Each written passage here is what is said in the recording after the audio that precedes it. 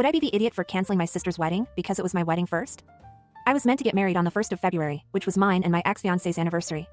We ended the engagement shortly after the new year because he cheated on me. The wedding was initially planned with just my money, but was very low-key, and my parents asked if they could put up some additional money to make the whole thing a bit bigger. By the end, about 60% of the wedding was paid for by me and 40% was my parents' contribution. My ex and I had agreed that I would pay for the wedding, while he covered the honeymoon. My ex left me to deal with canceling the wedding, as his money wasn't involved, and I turned to my mother and sister for help, because I didn't have the mental or emotional capacity to call vendors and venues, and whatever else, and cancel everything. My sister is engaged, and helped me with a lot of wedding planning. Next thing I know, my mother and sister are asking me if I wouldn't mind my sister just taking my wedding. That's weird. Every part of it, from the venue to the cake, and everything in between. The sole difference will be the wedding dress, and even then she said if she can't buy off the rack, she might have to get mine tailored to fit her instead.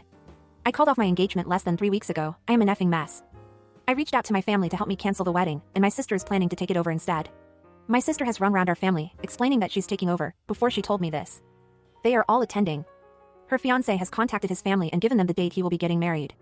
I found all this out today. She asked me if I was okay with this, like she hadn't already arranged everything. I told her to go F herself. I have until the 23rd to cancel things and get the money back. There's a couple of things where I won't get money back at this stage, but over 2/3 of it is still refundable. The money will be refunded to the card it was paid by, so both me and my parents will get the correct amounts back. Everything is shut right now, but it's the 21st tomorrow.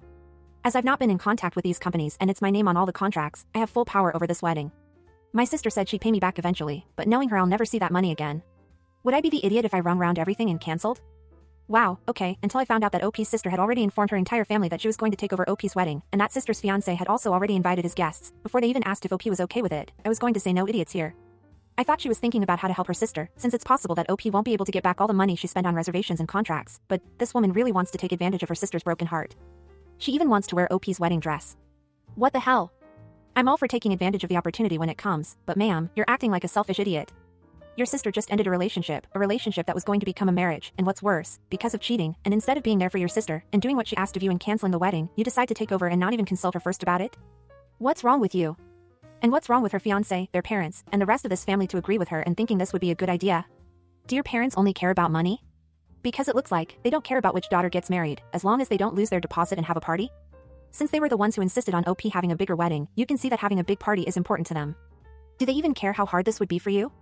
Watching your sister get married in a wedding that should have been yours? How could anyone be okay with all of this?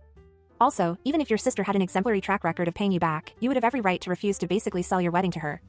And now that we know that you probably wouldn't see that money back anytime soon, if you ever would, you have one more reason to not accept her offer and cancel everything.